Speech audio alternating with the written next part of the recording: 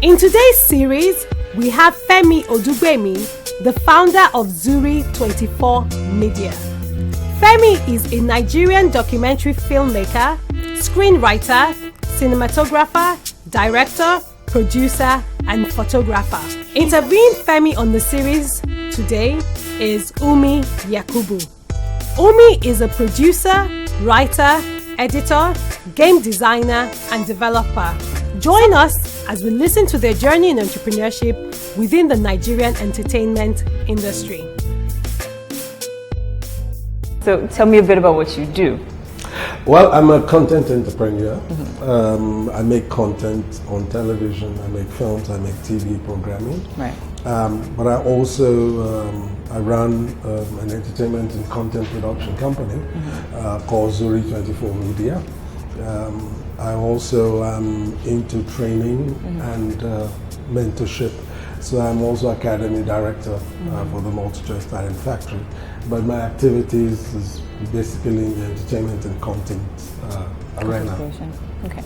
So can you talk me a bit through to how you got into the space? Like say post tertiary institution, how did you get into that space? I know you started working with NTA initially. So from then on, how did you... Well, I'd always wanted to be a storyteller, a filmmaker of some kind. I mean, I grew up in Lagos where we only played football or went to cinemas. And we watched a lot of Indian films, I promise you. So it was very easy for a lot of us to want to be in the business of film or the business of storytelling. So yeah, I did go to film school. And when I came back to Nigeria, I started initially at NTA. But that didn't take very long because it was very easy to reconsider working in the civil service when you think of, how much work you have to do and how little pay can come back from that. So it was I went into advertising first because I could write stories. I went into advertising. I worked at Linters Advertising, which at that time was one of the bigger companies.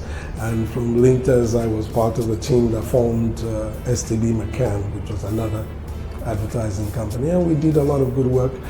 And then it was from there that I first became CEO of a production company, which is called Audiovisual First.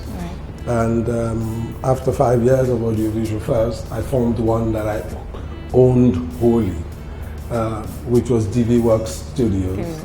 And we did a lot of work with DV Works, and over the course of 10 years, we've metamorphosed in branding to what is called now Zuri 24 Media. Okay.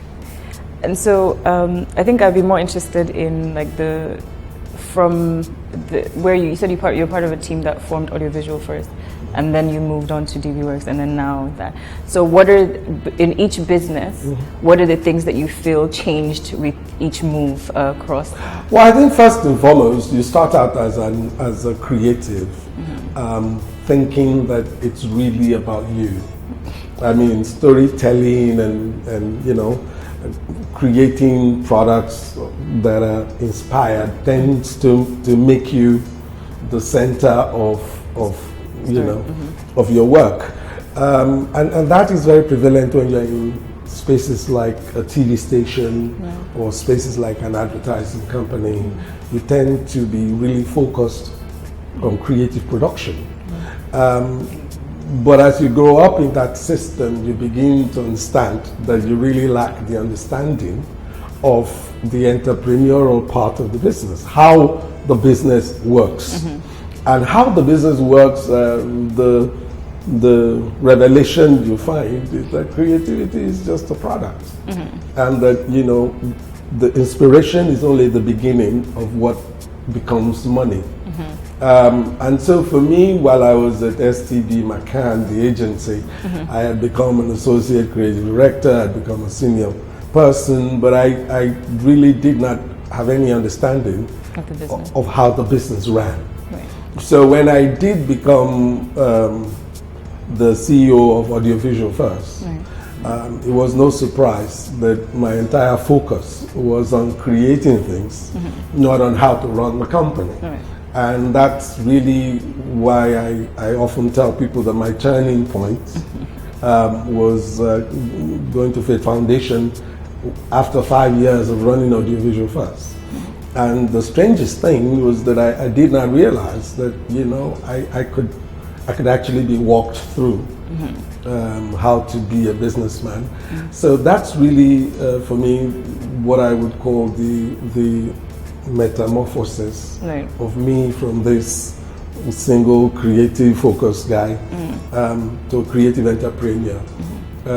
So yeah, I did go to the foundation while I was at Audiovisual First, and that inspired my change.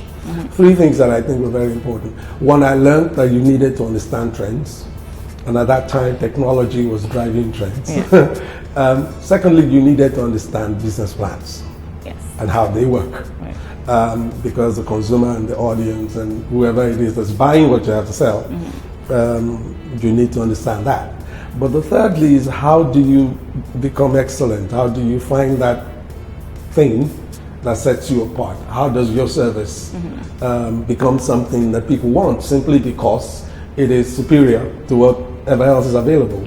And learning those 3 things cost me to then decide I was going to form DVWorks when I was going to set off on my own. And it's interesting because in the first year of DVWorks, we made more money, as in we made a higher billing than I made in 5 years of audiovisual film.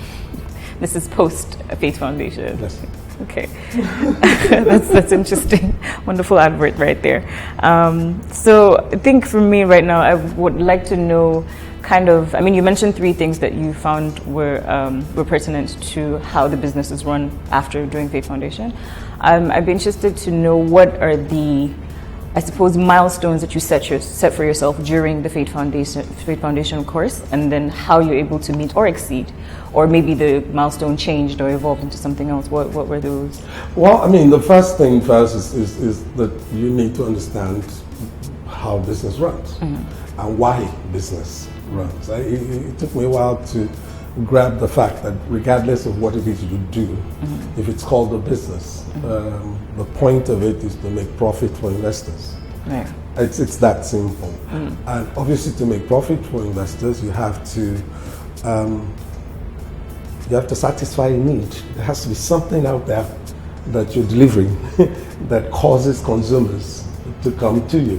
And it's that basic and simple. And my eureka moment at Faith Foundation was we had this gentleman that used to be the DG of the small and medium enterprise unit. His name was Rotimi. I've lost his last name now. He came into lecture on my very first day, and he asked everyone, what is your annual billing?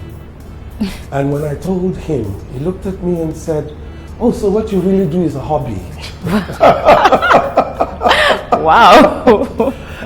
Because it was clear to him that, you know, I really did not understand how the value chain worked.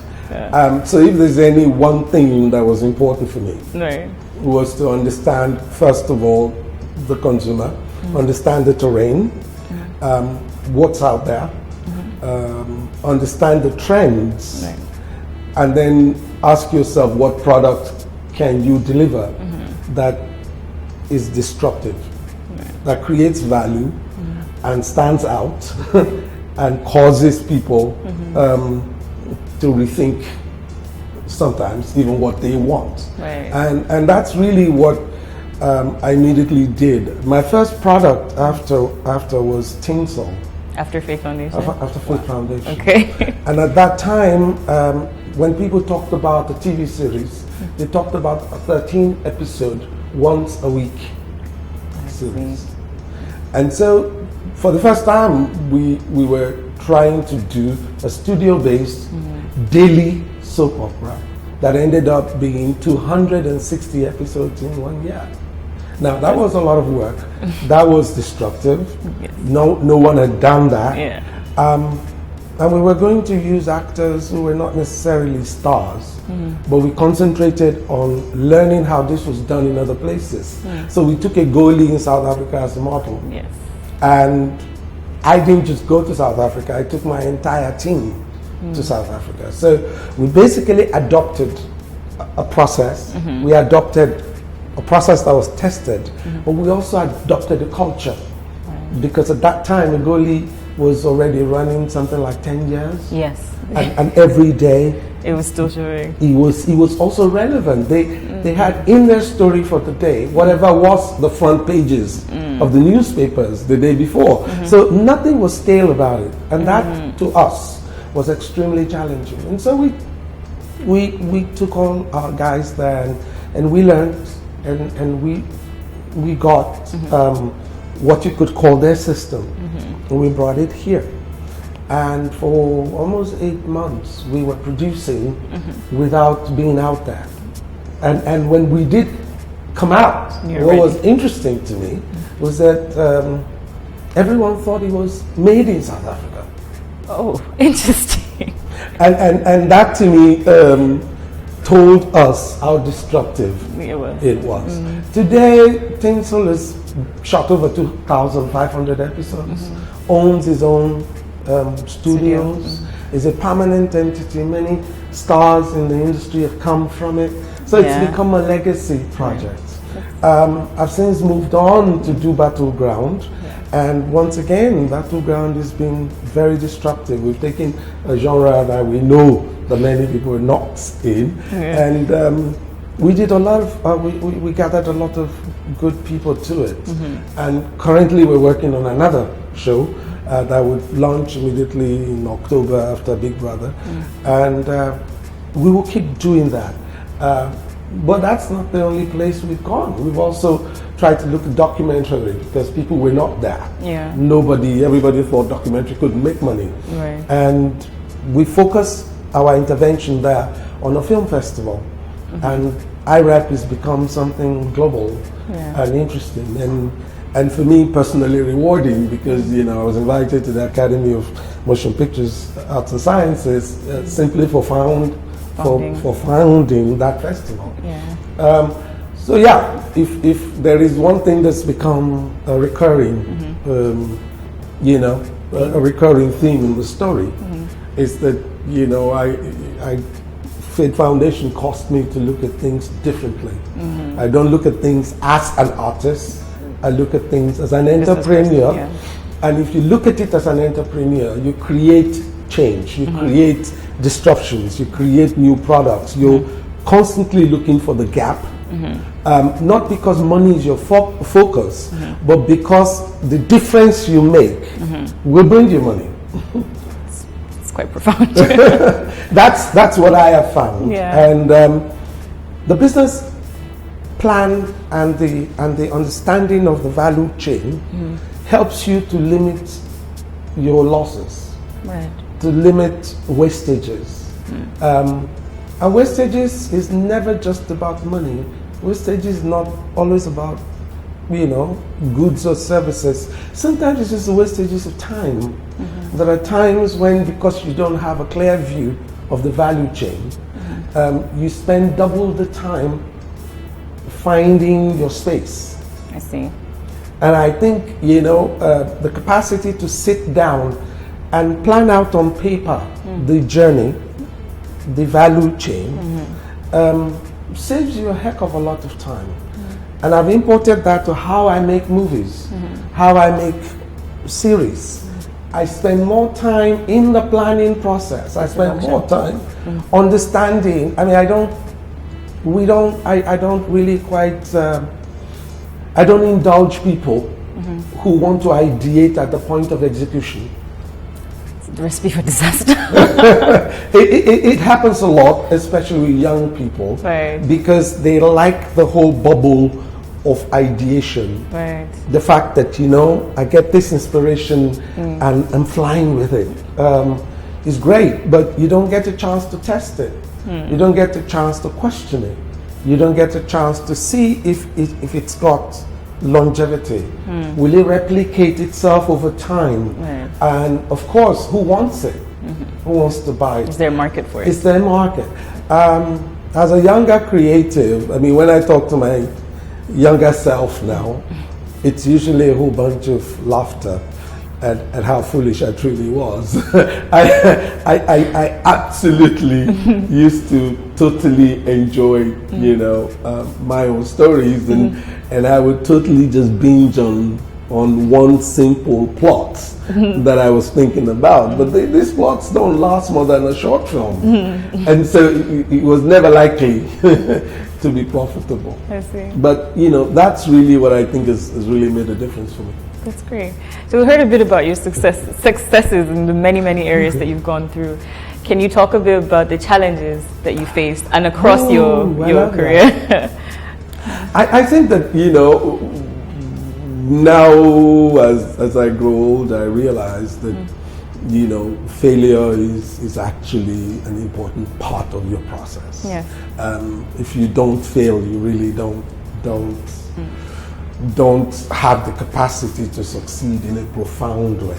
The moment I described to you at Faith Foundation, where the lecturer said to me what I had was a hobby. Not a job, not a business. Yeah.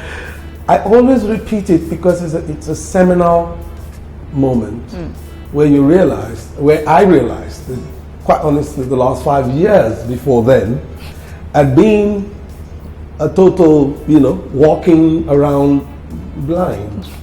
I never forget the moment because the same gentleman eventually at a small and medium enterprise that he ran gave a colleague and me, Dr. Bayo Adepeto, opportunity to access 100 million naira in loans to build what became Medivision and Mediterm. So to move your hobby to a real business, exactly. But he had to see me. I mean, we became good friends, and he was wonderfully helpful to me.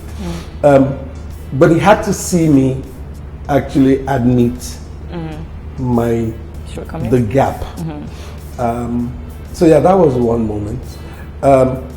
When I came out of NTA to come to Lagos, I think, failed serially, missing opportunities that I could have. If I knew what I know now, I would possibly have transited into content earlier than I did. And that's not, it's not a failure as much as a missed opportunity. I see. And I think that's very critical because I did not have the capacity to have a bird's eye view of the industry and see where the gaps were. And so I simply went with whatever someone else was doing or whatever everybody said was the thing to do. But then I can almost excuse that because when you're young, you're just kind of blind and finding your way. But the margin of difference has been, and I say to young people who I mentor here, the difference between the richest man in the world and me is how much information you both have. He has. And sometimes that information is only about himself. I see. And I think if you ask me, the foundations of my early failures was that I didn't know myself. I valued myself only as a story creator. Right. And my only moments of affirmation was when I had a story. But the world is full of stories. The world is full of storytellers. It took a while to understand that I could hire one. You don't have to create one. You don't have to. And the validity, I did not need all of that to be valid as a professional. Right. And that's maybe where it's at. What are the lessons I've learned failing? Well, one, it's important to understand that you're not alone. You're not the greatest failure. You're not the one that has failed first. There are people who are failing all the time. The important thing is, do you see why you failed? You failed. And then obviously be uncomfortable in failure. Because I do think there are times when people fail and they call it depression, but sometimes I think it's a comfort with where they are. They create levels of reasons and excuses why they are giving it a try, and then you can blame the country, you can blame the economy, and you can blame everything, and then find a place of comfort there. Be uncomfortable with failure, but find out why you failed. There's always information out there, and that information sometimes is secondly with the mentor. I find that the margin of difference between failure and success, especially in our environment, is who is your mentor. And for me, the mentor is not someone that you have to know. Mentoring for me is about reviewing and researching someone's process. There are a lot of people with outcomes that you would love, but processes that you may not. Because sometimes the process is so personal to them that you can't really replicate. But if the process seems to have interesting steps that kind of move things forward, you want to review and adopt. And that to me is the second lesson, to find something that represents what you want to be. For me, thirdly, people talk about hard work. I'm not sure hard work is really the point. Smart work is. And in the age of technology, smart work is easier than ever. You take a model and remodel, and you can do this on paper. And that's really, for me, the third key. Everything I have done, I model out, I interrogate on paper, I look for what the financial institutions say about it. I see. There are times when I offer something, I want a loan on something. I really don't want the loan, I just want the interrogation process. From the financial institutions? From the financial institutions. Because I find that the financial institutions are keener than you not to lose money. And they tend to ask questions that you might not have considered. Right. But beyond that, they have contacts and people who may have a synergic connection to what you're trying to do. They're also in the marketplace. So when you set what your pricing is, when you sometimes become overly optimistic and you set, they know what real values are. Right. They know who's paying what for what. Yes. And when they give you that feedback in the process of asking them, it's more valuable, and sometimes you don't have to pay for that because they're still trying to defend themselves. Exactly. And you can get to the end and say, you know what, I don't think I want the loan. I've gotten what I needed from this. Well, you don't say that part. you simply, but information is a critical difference between success and failure all the time. So I study rapidly, I read a lot, I listen to people who are in the business I'm doing. And it's very important to also understand environmental factors, of course, which is you can take something that works in the US or works in Britain and bring it here, and nobody understands why it's not working. It's not working. I see. There are those factors that I think are also critical to what you're doing. So I'm also interested because predominantly you are a content creator. Even as a business person, you're in the business of content creation. So how would you say across the three companies, well, 2.5, companies, your content creation process itself, because you mentioned process and being able to replicate or study someone else's.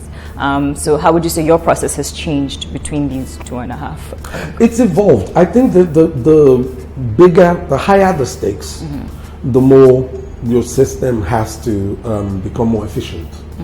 So on the TV front, there is a content creation system now that has a large writing team that focuses on doing that. There is, on the film side, there are producers now that are doing that, and there is a process with which they work. I'm able to supervise things, and also I'm able to bring to the table the little bit that I know. Right. But I think at the end of the day, you cannot personalize a business. You must figure out how you find champions and people of excellence in different areas of it, but you must identify those. And I think that's really maybe my biggest task today, is to constantly look in the industry and look at those who have excellence and who have creativity and who are looking to create big things, and work with them, hire them if they're available, or just simply partner with them. And of course, that's led me to this project of mentoring at the Talent Factory, because I do feel that the creative industries has too few people who have the benefit of a combination of creativity and entrepreneurship. And that's what we try to do here, is to create storytellers who are sensitive to the demands of the economy of creative industries. Okay. So just because you mentioned a lot of reflection in the past, if you had like one lesson that you would tell your just starting the company self, what would that one lesson be? Know your consumer. Know your consumer. Know your consumer. I think often people create systems and companies and they are all about self-validation. Sometimes it's about making money. Unless the goal of it is clearly delivering value, you will have problems. There are people who are incredibly great as employees, and they will stay great as long as there is a vision leader, as long as there is a system that is cozy and protects them. But in the wilderness of entrepreneurship, the only value that gives you comfort is when that consumer, that service, the person needing your service, is able to come back again and again. And the only way to get them to come back again and again is to know what they want, not what you want. Sure. And for me, that translates whether you're writing columns for newspapers, or you are making TV shows, or you are selling, agege bread, whatever it is. The consumer is key, and that's maybe what I have brought to what I do. And I find that it's worked very well. We tell stories from the eye of the consumer. Now we do this on and off offline loop, where we take the comments and feedbacks of the audience and who they like and what storylines they like, and we incorporate it back into the story. And you find that they come back on Monday and they see something they said online and they think to themselves, man, I'm brilliant. and it just keeps them with the show. Yeah. There is a loyalty thing that comes with co-creation. Yeah, they kind of buy into it. They buy into it. And I find that to be a good lesson. Regardless of what it is you do, the consumer is king. That's great. Could you tell me a bit about how your leadership style has changed, has evolved across? Because you did mention having a visionary leader, how that helps navigate the... Well, I think it's important to give people first thing first is to find people of talent, real talent, not talkers, not... there are people who have great CVs, but they really never accomplished anything. I'm not interested in where you went to school, what your CV is. I will research and talk to people and find out what your skill set is. I hope it's focused on one thing. I don't like people who do 7 things because, so find that talent. Then I like the emotional intelligence part. I'm also very keen that the person is stable, ambitious, humble enough to understand that none of us knows everything, and would be coming in to work in a team. I think that's the first breakthrough. The second breakthrough when you hired a talented, ingenious person is to let them be talented and ingenious. You cannot hire them, pay them well, and then do their job. So I find that ultimately what I've learned is that what really creates magic is to find the talent, set a high bar, and allow them to work. And it's amazing because all you got to do after that is protect and give them a safe zone to work. Tend to their own personal issues to the extent that it can distract, but essentially, you know, inspire them by setting goals that are always high. And I think that creates for you something everybody looks forward to. And if you get it right on many levels, you create a team that's always ambitious, always trying to do things. But why are you in this business? What fascinates you about leading in a creative environment? To be honest, I didn't want to be a leader. I really didn't say it. When I said I didn't sign up for this, I really didn't. I didn't want to be a leader. Like you, I'm also very interested in storytelling in whatever form, and I actually started in a very different form of storytelling. So my background is in animation and game development.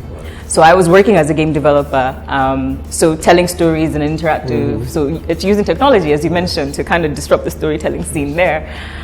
So coming back to Nigeria and trying to plug into a non-existent space, because that was a very different and very infantile industry.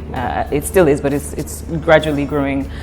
So my hobby in university was editing. I had a professor who was a producer on a show, and if they needed extra hands, she would call me in. So I kind of had some sort of experience in that. So it was kind of like the same things where I had friends in the industry, and they're like, "Oh, you can edit, please come and help me." And then before you know it, I plugged into the film and entertainment industry.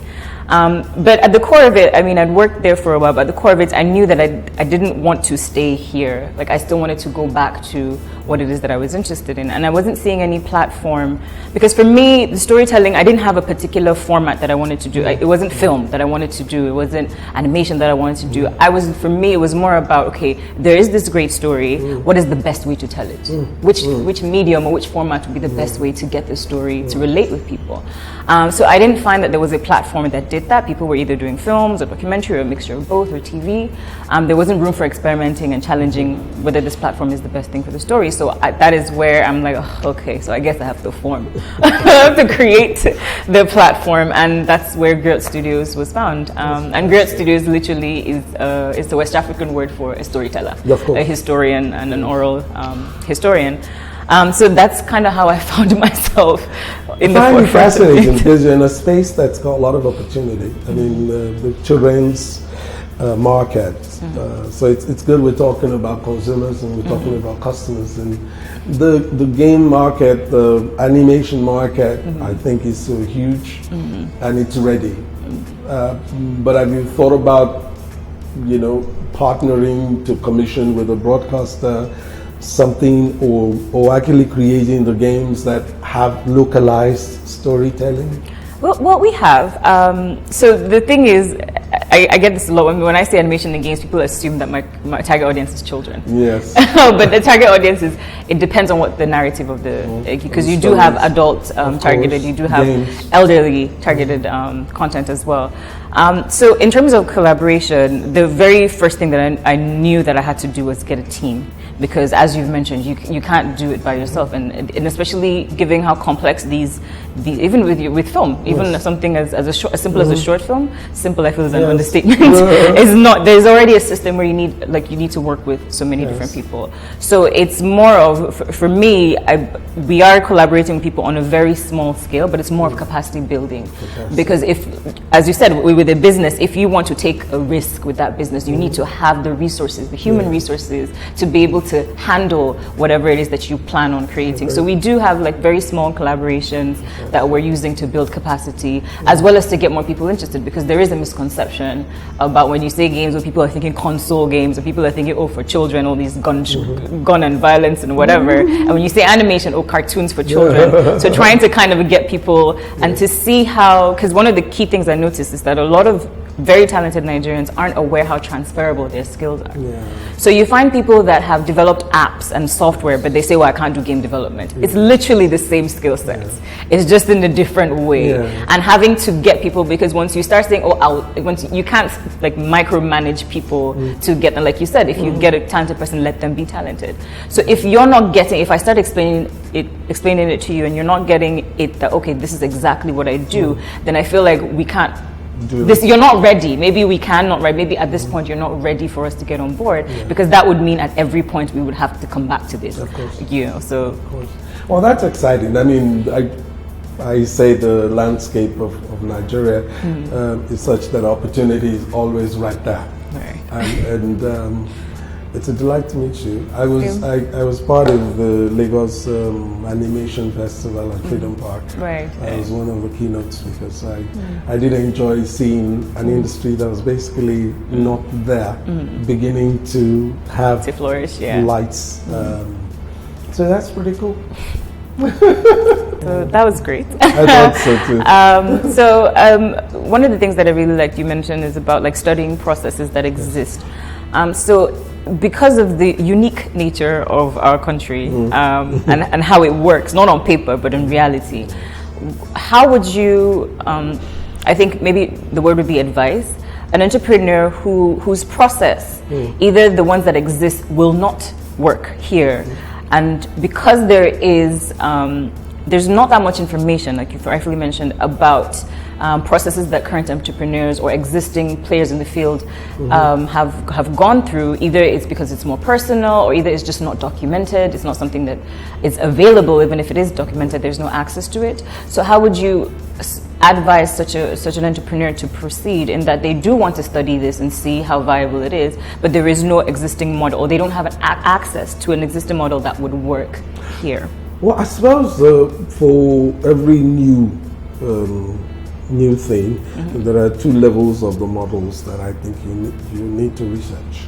The first model is how business transactions operate. But the other is efficiency driven. How efficient can this thing we want to do fit into the transaction model that is here? The transaction model works for every product, because that's the culture of business in the country or in the environment. And often the one that cannot be easily,